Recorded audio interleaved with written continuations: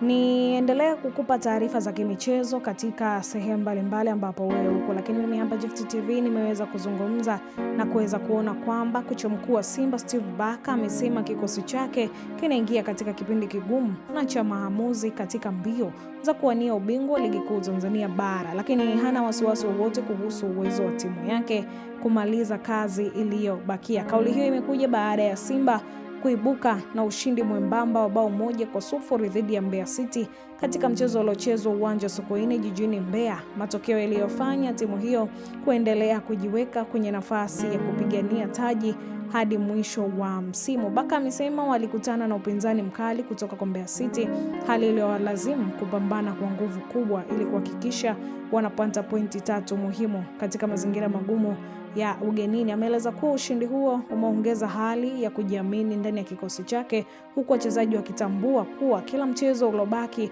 una uzito mkubwa katika kuamua hatima mbio za ubingwa. Nimeona mchezo mgumu dhidi ya Mbeya City, lakini sina hofu na mechi 3 zilizobaki. Tunajua nini tunatakiwa kukifanya katika mbio za ubingwa.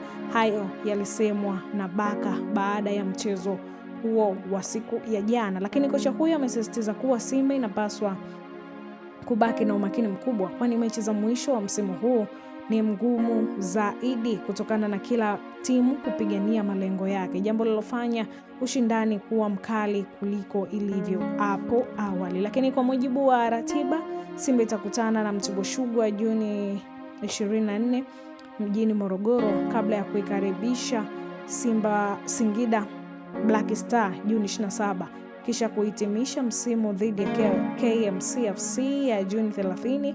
Katika kipindi hiki kigumu na cha maamuzi, wekundu wa Msimbazi wanaamini wana kila sababu ya kuendelea kupambana hadi dakika ya mwisho wakisaka ubingwa wa ligi kuu. Basi hii ni Gift Online TV, endelea kusubscribe, kushare, kulike pamoja na kucomment. Nikutakia wakati mwema.